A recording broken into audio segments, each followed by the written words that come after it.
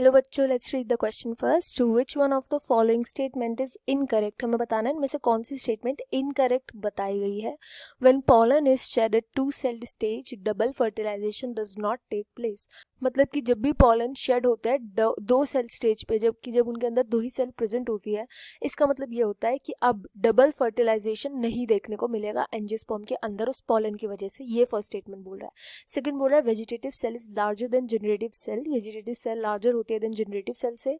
सी बोल रहा है pollen grain in some plants remain viable for months. Pollen grains जो होते हैं वो वायबल होते हैं कुछ प्लांट्स में कई महीनों तक के लिए. एंड डी बोल रहा है intine is made up of cellulose and pectin. Intine जो लेयर होती है वो सेल्यूलोज एंड पेक्टिन से बनी हुई होती है.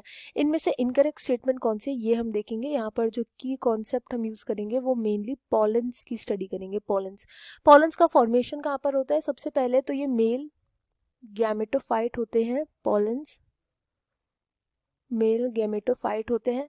इनका जो जनरेशन होता है वो कहाँ पर होता है. एंथर्स के अंदर होता है. एंथर्स जो कि स्टामेन का पार्ट होते हैं, एंथर्स के अंदर ही जनरेट किए जाते हैं. अब ये पॉलन्स जो होते हैं ये टू सेल्ड स्टेज पे भी हो सकते हैं शायद, ये थ्री सेल्ड स्टेज पे भी हो सकते हैं. टू सेल्ड स्टेज में कौन सी दो मेन सेल होते हैं यहाँ पे. वेजिटेटिव सेल देखने को मिलती है हमें. वेजिटेटिव सेल होती है, दूसरी होती है जेनरेटिव सेल.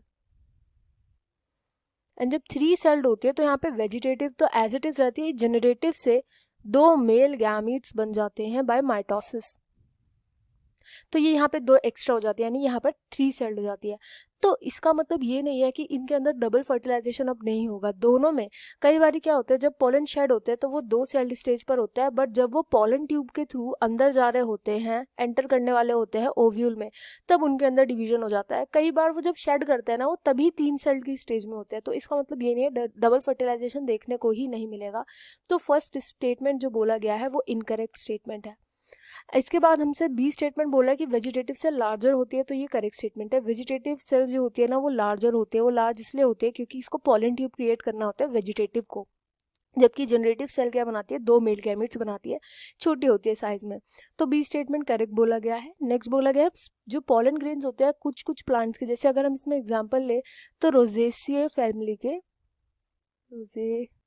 रोजेसी फैमिली के या सोलेनेसी फैमिली के कई सारे ऐसे प्लांट्स हैं जिनके जो, या अगर हम वीट राइस की भी बात करें तो कई सारे ऐसे प्लांट्स हैं जिनके पॉलन्स महीनों महीनों तक वायबल रहते हैं. वायबल का मतलब होता है कि अगर कई महीने बाद जब वो शेड हुए हैं और उसके बाद हम उनको ले आए, उनको फर्टिलाइजेशन कराएं, तो यस वो फर्टिलाइज हो जाएंगे.